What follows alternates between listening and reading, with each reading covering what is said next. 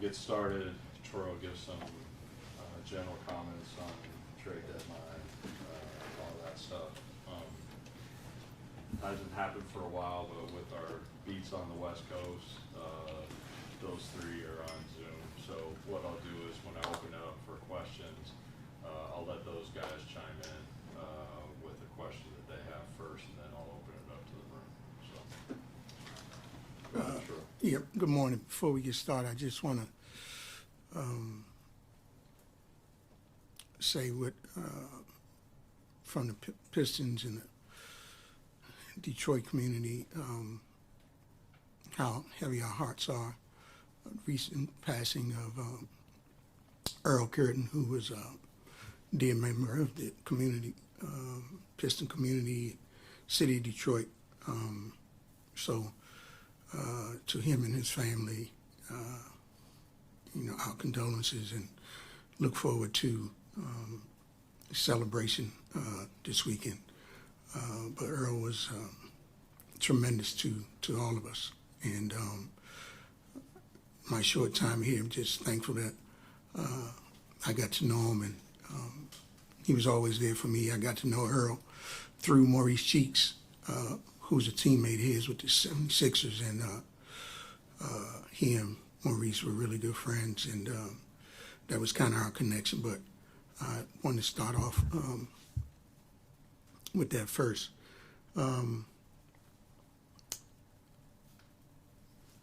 Trade deadline, just another mechanism for us to improve the team, whether it's trade, free agency, draft day. Obviously,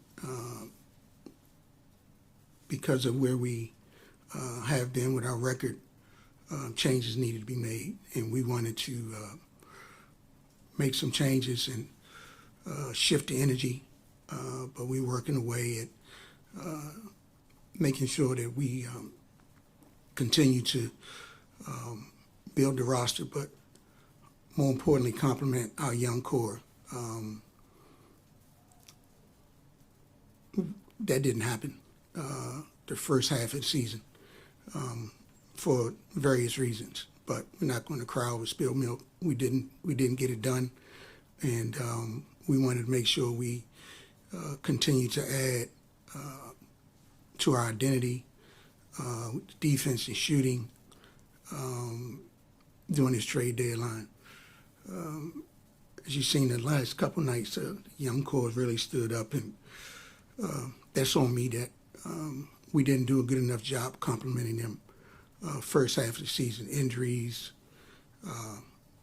defense, whatnot, just wasn't there. I own that. I own what's behind us. But the last couple months will catapult us going forward and fortifying the team. There's a few important things that we wanted to make sure we got done during the deadline. One was we obviously lost shooting with Burks and Bogdanovich, so we wanted to make sure we added that as well. But we want to improve our defense. I said it ad nauseum. We won't be the Pistons until we defend, and we want to make sure we add to that identity as we go forward. A couple of quick points, and then we'll open it up. We'll open it up to the beat guys, so if you guys have anything, go ahead. Hey, Troy, this is James. I appreciate you doing this. You don't see that much change in season often when it comes to rosters, and you mentioned shifting the energy.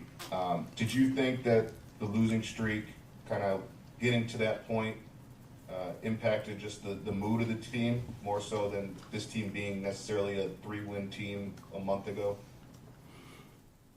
The streak took on its identity of itself, but shifting the energies more to our identity. Like I said, we had injuries. A lot of the veterans we depended on weren't there, and we needed to get some more energy in the building and continue to build. Like we didn't. That's on me. We didn't support the young core well enough early on, and we wanted to make sure we changed that. Thank you.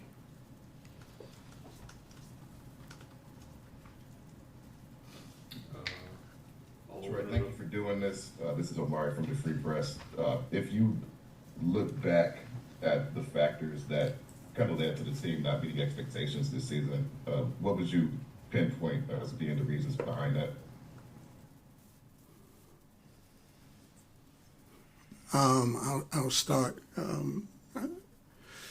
We just haven't been a cohesive unit, and it starts with our defense. Our defense started off well, and then it just took a nosedive. But a lot of it is, the young core being in and out with injuries, but the veterans being out of the lineup. I mean, it is what it is. I want to keep belaboring the point.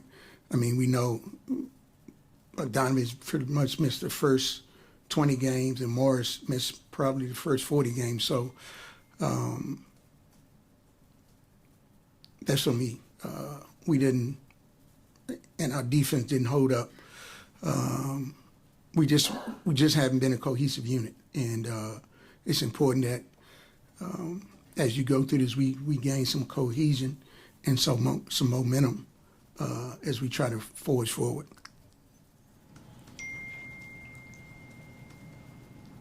Hey Troy, it's Mike from Detroit News. Thanks for doing this. Since you traded for Bogey last season, we know there's been a significant amount of interest stemming from rival teams and contenders. Why would you say now is the time to trade Bogdanovich, and how would you assess the return of what you received for him versus what you may have gotten over the past year or so? Yeah, I mean, if, like I said, last year, we would have traded Burks and Bogdanovich, going into the summer, you would have looked at our team and say, okay, these guys need to add some veterans. So we kept those guys. And now, getting to this trade deadline, I think it was important that we fortified the team with younger version of those guys. And I think we did that. The return, I mean, did we have better offers last year, the deadline? I mean, yeah, you could say that, but this is where we are now. And I like what we got in return for those guys as players, for sure. Got coveted players that we wanted. Draft capital, we didn't get it first, but I like adding to I like the players we added to our young group. So the return, all that plays out on the floor. And hopefully that plays out to our favor. We'll open it up to the room. Troy, it appears that maybe you were trying to thread a needle by getting, you've got a lot of young guys, but maybe another draft pick wasn't as attractive as getting young, controllable players like the two you got with Grimes and Fontecchio. But also, you were able to do that without cutting much into the cap space. Was that kind of the thing you were trying to accomplish? Absolutely. We didn't want to take away from our core. We wanted to stay true to that. I mean, we're excited about our young core, and we wanted to add to that some young veterans. Like I said, younger version of the guys that were here. And we think we did that, but absolutely supporting and adding to the core was the goal during this deadline. Troy, what ultimately led to the releasing of Kilian Hayes? Was there like any type of trade value for him on the market? Like, what just ultimately led to the outright release? Yeah, I mean, it was a numbers game. With the trades, we had to take in a certain amount of players, and there was a limited amount of guys we could choose from to release, and Kilian got caught in that. we wish him well. I'm excited for what's ahead of him. Tremendous young man, still 22. Hopefully he can find his footing somewhere else and carry on his professional career. Ultimately, why didn't, I know that was your first draft pick, it was in the COVID year, but ultimately, why didn't that work for Kilian here? Is that a pick, I won't say in hindsight you would have done something differently, or your scouting and your intel wasn't as great as what happened when he came here? But ultimately, why didn't it work for Kilian Hayes here? No, I mean, it didn't work, but no. He showed, he has size, versatile defender, playmaker with the ball. It didn't work because his shooting. He never got his shooting. The guy can really defend. We've seen that. We've seen the playmaking ability. But if you're a guard in the NBA, you got to make shots. The further away from the basket, the more skilled you have to be. The closer to the basket, the less skilled you can be. And if you're a guard, you got to make shots. And I've talked to Kilian ad nauseum about that, improving his shooting, and that was ultimately why he wasn't as successful as a player that he should be. But he has all the attributes of being a good player. But when you're a guard, shooting is paramount. And the other guys that are stepping up, as we've seen, whether Sassy and I, their shooting is there and is coming. But if you look at the demise of any guard in the NBA propelling himself to be a really good player, you have to improve the shooting. Guys like Marcus Smart came in non-shooters, turned himself into 36, 38 three-point shooter. If you don't come in, you have to turn your weaknesses into strength. And ultimately that's, he couldn't get there on his shooting, which really didn't bode well for him. And to your question, why it didn't work, it was shooting. You mentioned the not getting a first round pick. How hard did you try, and how disappointing is it you couldn't get a first round pick?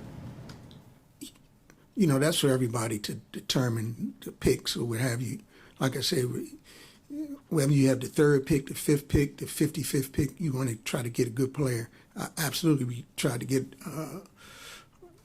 premium value for our players. But I wouldn't call it disappointing at all. The capital we got, picks may be further out, but that might add to being able to get us netted some other players. We added seconds to get Sasser. Like, you need that capital to get you. So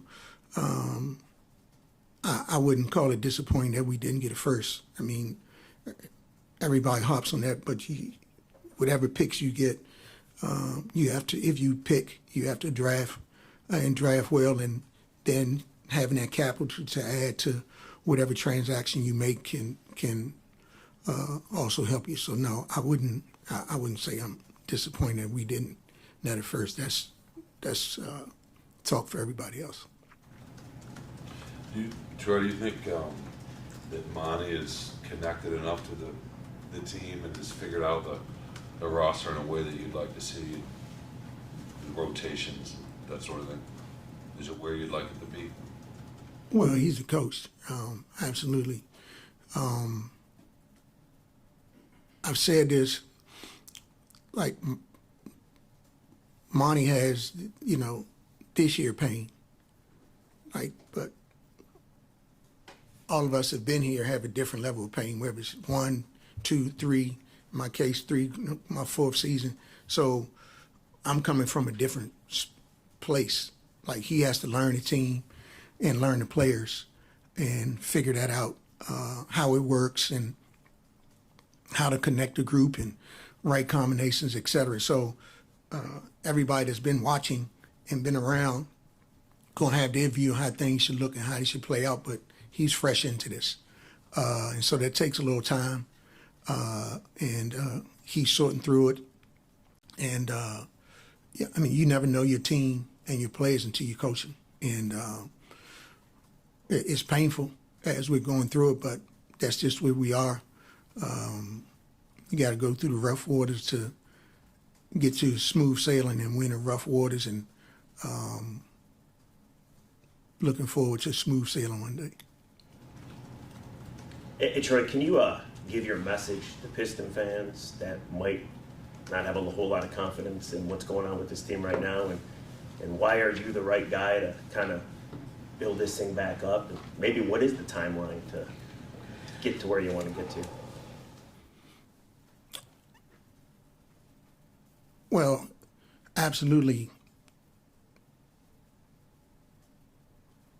I'm the right guy. I sat here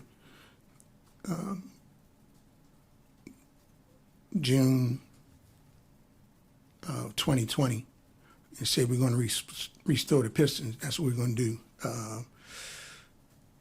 We have a plan in place. We have a young core that's showing that they're growing and they have a chance to be special players, and it's on us to continue to fortify that group. We have things in place. Our core is in place. Got a coach in place to lead us, but absolutely excited about the future. Like I said, we'll own what's behind us, but more importantly, we're excited about what's ahead of us. If you watched the last 2 nights, you should feel good about what's ahead of us and the young core and the guys we believe in, and we'll continue to fortify this group. But like I said, from day one, like I'm unwavered. I'm on assignment to restore the Pistons, and that absolutely will happen. Taking a little longer. Like I said, we're in rough waters, but that's only going to make us stronger. And we're looking forward to brighter days, and that will happen soon enough. I know the fans have been tremendous, and they're hurting, and they want a winner on the floor, and no more than we do. And we'll make sure that we'll turn over every stone and work our tails off to put a team out there on the floor that they can be proud of and continue to come to LCA and support us. Troy, it seems like you're putting a lot on the young players that you drafted, the core, Asar and Jaden and Jalen and Cade. You're expecting them to grow up quickly, I would assume. So with that said, is the objective for the rest of the year to see how Jaden and Cade can play together and mesh on the floor at the same time? Because Jaden looks totally different when Cade isn't out there. Yeah, I mean, when you're going through, I call it restoring, retooling, reboot, rebuild, the thing that people don't like to give you is time. And to be honest, those guys just haven't played a lot together. I mean, our young core just hasn't.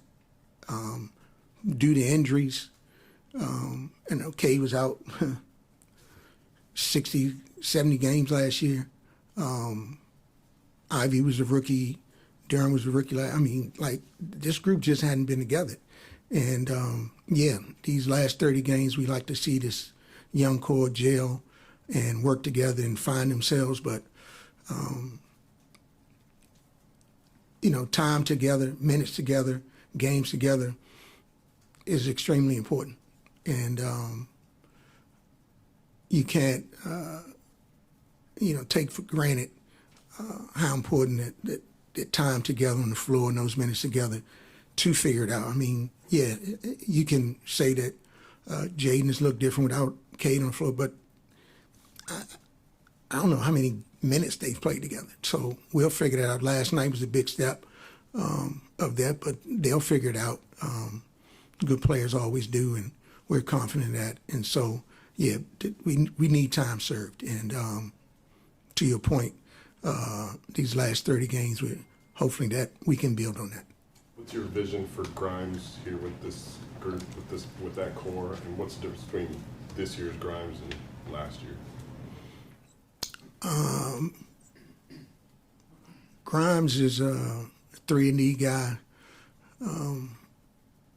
Kelvin Sampson, spoke with him about Sasser, and he said his two hardest workers were Sasser and Quentin Grimes.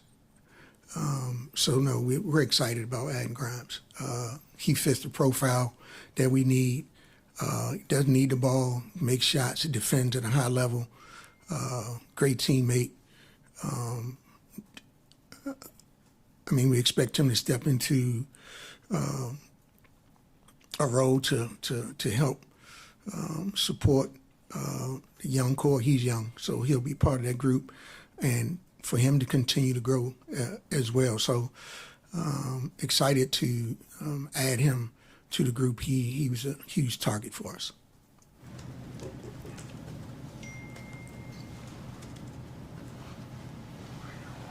How about Fontenecchio?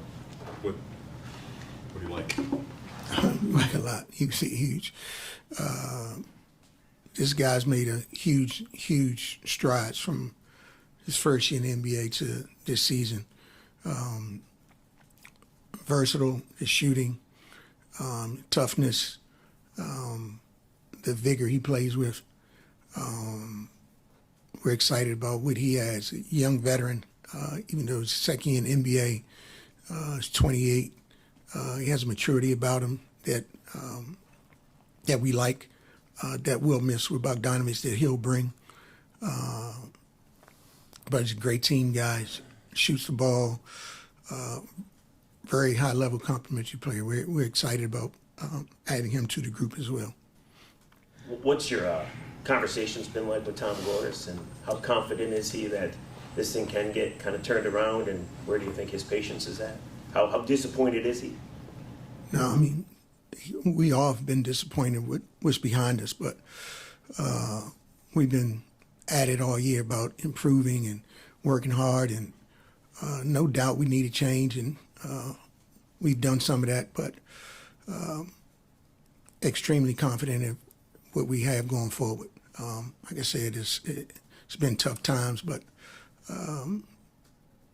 you fight through it, and we've done that, and he's given us everything we need to be successful. Tremendous support, leadership, and guidance through it all, and like I said, we're excited about what's ahead of us, but definitely confident. He wanted to make sure that we stayed on it. He stays on me every day on making sure we get this thing in the right direction, and we're excited about that challenge. Troy, you mentioned that it's taken maybe a little bit longer than you thought it would to restore this team. I guess what has led to those setbacks in your mind, and where did you expect to be in this season in 2024?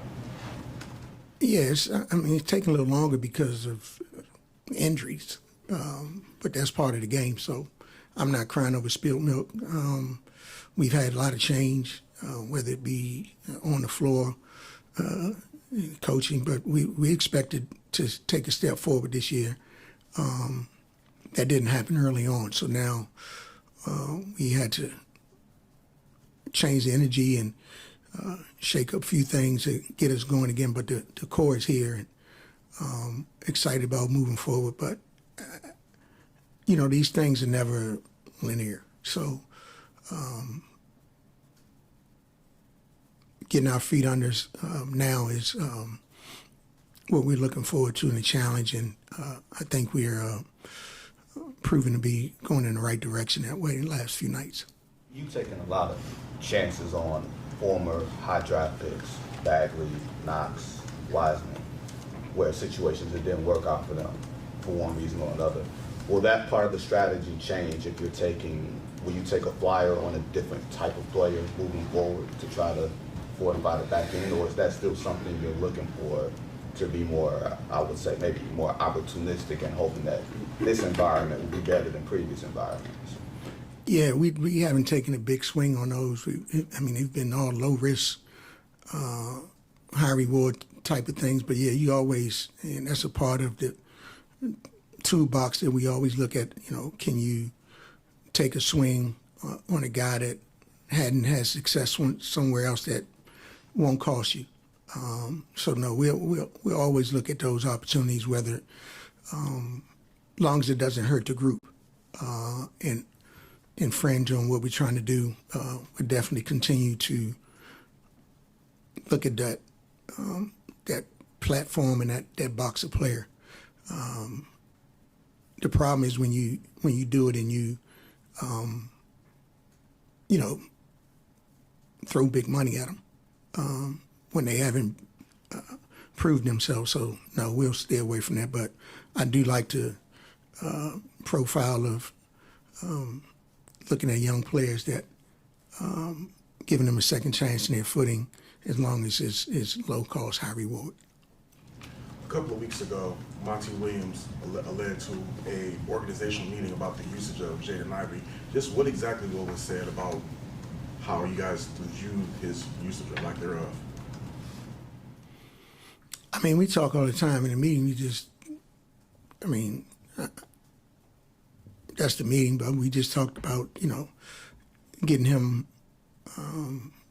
more uses with the ball, just like any other meeting.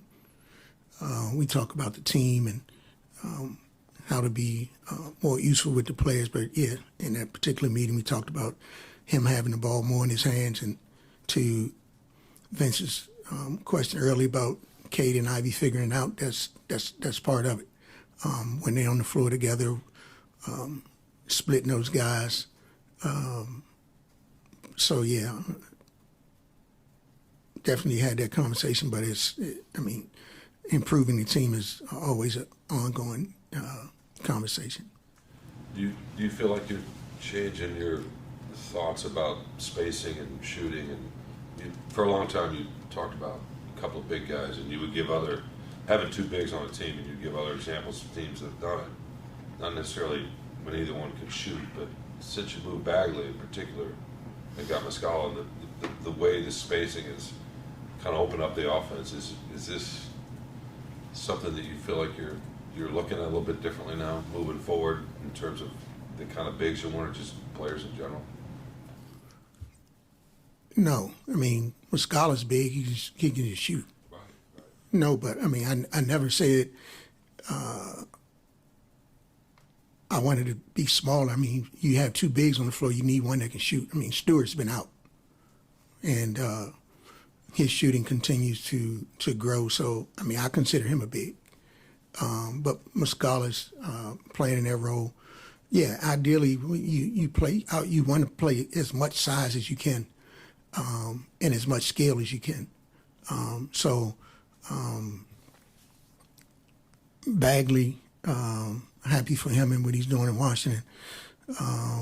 But no, Stewart and Durham work because of Stewart's shooting, and whether it's Muscala, Gallinari, whoever it is, you definitely want the shooting. But before you get to the shooting, you got to get to the defense, and that's what I'll continue to stand on. We'll continue to fix the shooting. As you can look at our shooting numbers have been pretty decent, but it's defense that we need to hang our hats on. Hey Troy, it's Mike again. Is there a chance that you're not done adding to the roster this season, especially since it appears as if you'll have an open roster spot? Yeah, Mike, we're never done. We'll always continue to look at trying to add players. So yeah, it's a possibility that we could add as well. All right. Hey, Troy, you talked about the plan and that you're the right guy for the job. What do you think the timeline is? I know you probably can't answer exactly, but what do you think the timeline is to when this team is back in the postseason, maybe making deep runs in the postseason? As we know, it's not all on you, but it's been a long time for this organization since they've had some success.